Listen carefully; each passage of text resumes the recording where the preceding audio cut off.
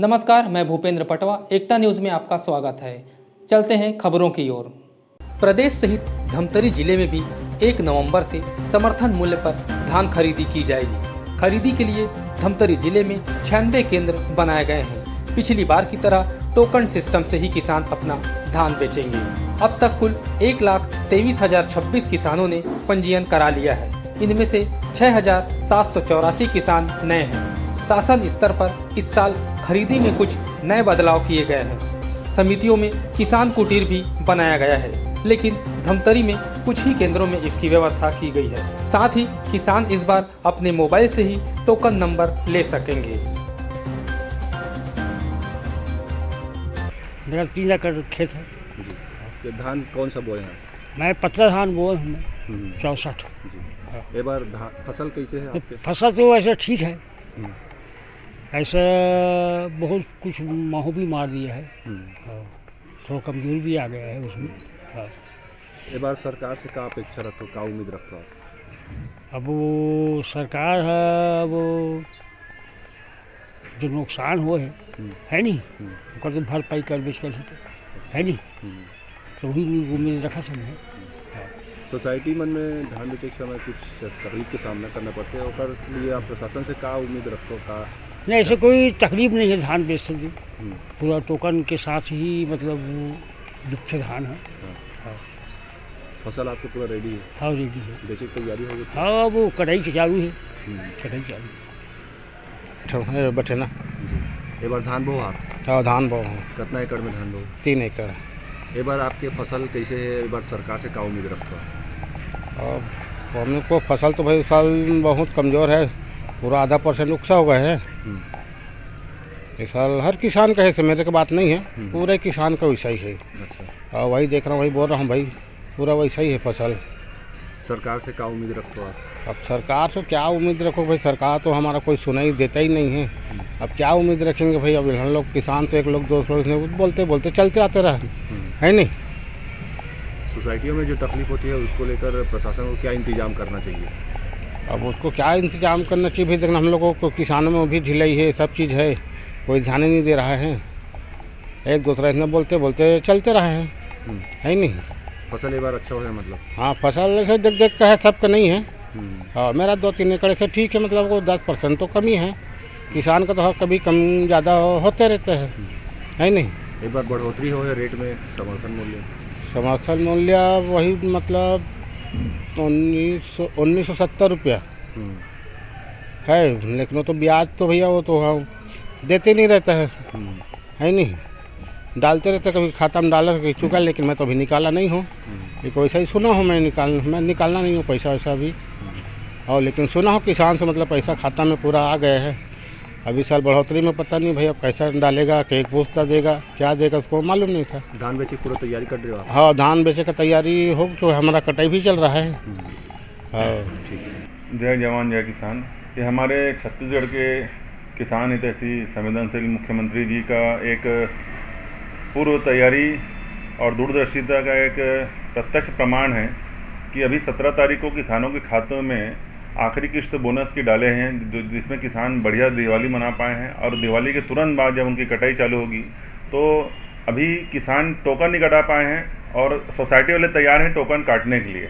तो ऐसा पूर्व से तैयारी करना एक छत्तीसगढ़ का जो मॉडल है पूरे देश में स्थापित हो चुका है। सभी राष्ट्र उसको फॉलो करने की कोशिश कर रहे हैं, और हमारे यशस्वी मुख्यमंत्री जी जो अभी इस साल 1 नवंबर से धान खरीदी की तैयारी चालू कर रहे हैं। पहले जो बाधाएं आती थी उसको दूर करके पहले से उसकी तैयारी किए हैं, और 3 महीने तक लगातार धान खरीदी करेंगे। और साल दर साल जो रिकॉर्ड बनाते जा रहे हैं, यही भाजपा की सरकार में 15 वर्षों तक जो रमन सरकार थी तो 60 लाख मीट्रिक टन तक ही धान की खरीदी हो पाती थी। आज उसका रिकॉर्ड 60 साल खुद तोड़ रहे हैं। भूपेश बघेल जी अपने ही रिकॉर्ड तोड़ रहे हैं, जो पूरे मिसाल है पूरे भारत देश में। और किसान इससे प्रसन्न हैं, खुश हैं। धान की कीमत जो पहले 2500 रुपये मिल रही थी, आज वो लगभग 2600 से ऊपर उनको मिलेगी। निर्धारित जो मूल्य है उसमें कोई कमी नहीं की जा रही है, बल्कि उसका और एक्स्ट्रा बोनस के रूप में उनको किसानों को प्रदान किया जा रहा है, जो अपने आप में एक आदर्श उदाहरण बनके नया आयाम को विकसित करेगा और पूरे भारतवर्ष के लिए एक आदर्श बनेगा। किसानों का एक बड़ा वर्ग है और सामने चुनाव है, तो उनको क्या नई घोषणा मिली, क्या राहत दे सकती है सरकार? किसानों के लिए गुणोत्तर क्रम में भूपेश बघेल जी उनको लाभान्वित कर रहे हैं। अगले साल जब समर्थन मूल्य जो केंद्र सरकार बहुत ऊँट के मुंह में जीरा के बराबर बढ़ाती है, उस समर्थन मूल्य को भी नेगोशिएट न करके उसको जोड़ करके हो सकता है चुनावी वर्ष में 2700 से ऊपर लगभग 2800 तक किसानों को मिल सकता है। तो जी की पहले से ही एक सोच थी और पहले से उसके लिए बजट में एक निर्धारण करके रखे हुए हैं। ये क्या राहत दी गई है सोसाइटियों में? इस साल बहुत खुशी की बात है किसान भाइयों के लिए। जो किसान भाई अपने मेहनत का फसल लेकर अनाज लेकर मंडियों में पहुंचते हैं और कभी अचानक वृष्टि हो जाती है और कुछ कारण से वो अगर तौल नहीं हो पाती, तो उनके बैठने के लिए, रुकने के लिए, आराम करने के लिए, पेयजल के लिए और प्रसाधन के लिए कोई व्यवस्था नहीं रहती थी। माननीय मुख्यमंत्री जी भूपेश बघेल जी के निर्देश पर अभी किसान कुटीर सब जगह बनाया जा रहा है और मैंने मांग की थी प्रमुखता से धमतरी के, उसमें 10 सोसाइटियों का भी चयन किया गया है। बाकी सोसाइटियों में भी आने वाले वर्ष में किसान कुटीर की स्वीकृति हो जाएगी। तो ये किसानों के लिए बहुत अच्छा एक दूसरा घर के रूप में किसान इसको मान सकते हैं। जो एक घर उनका घर में रहता है और उसके गांव में रहता है और उसके बाद दूसरा सोसाइटी में एक घर के रूप में उनको अपना खुद का एक आशियाना मिल सकेगा। धमतरी में धान की इस बार भी बम्पर उत्पादन हुआ है। इस साल 4,84,287 मीट्रिक टन धान खरीदने का लक्ष्य रखा गया है। समर्थन मूल्य में भी 100 रुपए की बढ़ोतरी की गई है। धान खरीदी की तैयारी हमारी ओर से अभी जारी ही है। अभी थोड़ा बहुत बचा हुआ है और खरीदी से पहले पूर्ण हो जाएगा, जिसमें अभी फड़ सफाई वगैरह तो पूरा हो गया है। और क्या है, हमारा सेंटर अलग है और कार्यालय अलग है, तो सामान वगैरह वहाँ पहुँचाने में समय लगता है। इस बार बोनस किस प्रकार से मिलेगा? इस बार धान खरीदी समर्थन रेट तो आ चुका है, अब बोनस के बारे में उसकी जानकारी नहीं है। और जैसे पतला धान है उसका 2060 रुपया है और मोटा है जो कॉमन आता है उसका है 2040 रुपया। पिछले के मुताबिक इस बार? हाँ, पिछले के मुताबिक बढ़ा हुआ है। 1940 था, 1960 था, उसमें 100 रुपये का वृद्धि हुआ है। कितने उत्साहित नजर आ रहे हैं किसान का इस बार तो फसल तैयार हो चुका है। मौसम की वजह से अभी नमी है, फसल अभी कटाई चल ही रहा है और अब वो आने ऊपर है। किसान कल हम टोकन जारी करना है हम लोग को, तो आते हैं तो पता चलेगा। किसानों को क्या अपील करेंगे? किसानों को यही अपील करना चाहूँगा कि वो अपने धान को साफ़ सुथरा और सुखाकर जो मापदंड है जो हमारे रहेगा बैनर में लगा रहेगा, उसको देखते हुए अपने फड़ में लाएं ताकि उनको कोई दिक्कत न हो, हम लोग को भी कोई दिक्कत न हो। इस साल का जिला धमतरी का धान खरीदी का लक्ष्य 4,84,287 मीट्रिक टन और पंजीयन नए सदस्य 6,784 अभी तक हुए हैं। टोटल पंजीयन 1,23,126 किसानों का। सर इस बार किस माध्यम से होगा धान खरीद? टोकन माध्यम है या कुछ? इस साल भी टोकन के माध्यम से धान खरीदी होगी। इस साल शासन की ओर से सुविधा दी गई है, मोबाइल ऐप के माध्यम से टोकन तुम्हार हाथ के माध्यम से किसानों के द्वारा स्वयं टोकन जारी करने का भी प्रावधान किया गया है, जो 1 तारीख से सभी समितियों में लागू होगी। तैयारियां किस प्रकार से है सर? हमारे ज़िले में टोटल 96 उपार्जन केंद्रों के माध्यम से धान खरीदी का कार्य किया जाएगा और सभी केंद्रों में चेक लिस्ट 36 कॉलम के अनुसार सभी तैयारी पूर्ण कर ली गई है। किसी प्रकार की कोई व्यवधान नहीं है। लक्ष्य क्या है सर इस बार? लक्ष्य इस साल का टोटल लक्ष्य है धान खरीदी का 4,84,287 मीट्रिक टन का। राज्य शासन ने निर्णय लिए हैं कि 1 नवंबर से धान खरीदी किया जाना है।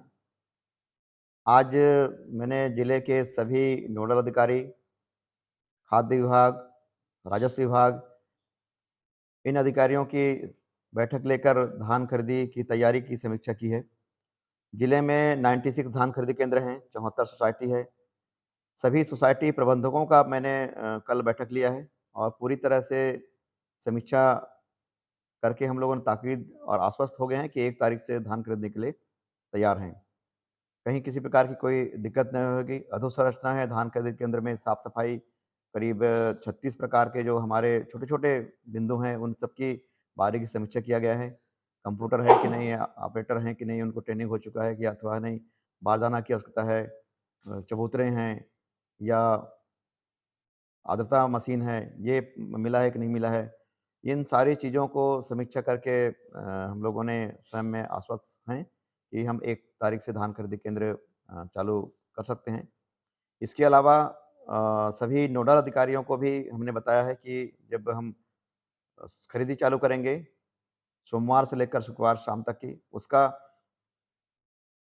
समीक्षा शनिवार को जाके वो करेंगे कि कितनी धान खरीदी हुई है, नहीं हुई है, क्या दिक्कतें आई, कैसे हुई, ये सारी चीज़ें और बाद फिर उसकी समीक्षा हम प्रत्येक मंगलवार को जो समय सीमा की बैठक तय करते हैं, वहाँ पर करेंगे। ये सारी व्यवस्था हो गई है। कुछ धान खरीदी केंद्र संवेदनशील भी हैं, उनको भी चिन्हांकित कर लिया गया है और वहाँ पर उसी तरह के स्मार्ट ऑफिसरों को ड्यूटी लगाए हैं, ताकि किसी प्रकार की कोई दिक्कतें नहीं हो, किसानों का धान अच्छे से खरीद सकें। हमारे ज़िला है वो उड़ीसा बॉर्डर से भी लगा हुआ है, तो हम लोगों ने इधर जो बेलरबहारा है करियाबंद बॉर्डर में और उड़ीसा बॉर्डर में जो बोराई का केंद्र है, वहाँ पर हम लोगों ने 5 जगह पर चेकिंग पॉइंट लगाया हुआ है कि बाहरी ज़िले के धान हमारे ज़िले में ना आए और सारा धान केंद्र खरीदी केंद्र है बॉर्डर स्थान पर वह व्यवस्थित रूप से हो सके। पुलिस प्रशासन पूरी तरह से सतर्क रहे और कहीं पर कोई विवाद नहीं होगा और किसानों का धान हम लोग सुगमतापूर्वक खरीदने को तैयार हैं। सर राज्य की गई क्या border Orissa border? Orissa border में पहले से ही हमारे थाने के सीसीटीवी लगे हुए हैं, तो वहाँ पर दिक्कत नहीं है और 24 घंटा पुलिस का भी है और धान खरीदी केंद्र की भी है, डबल चेकिंग पॉइंट है, इसलिए ज़्यादा वहाँ पर दिक्कत नहीं आएगी।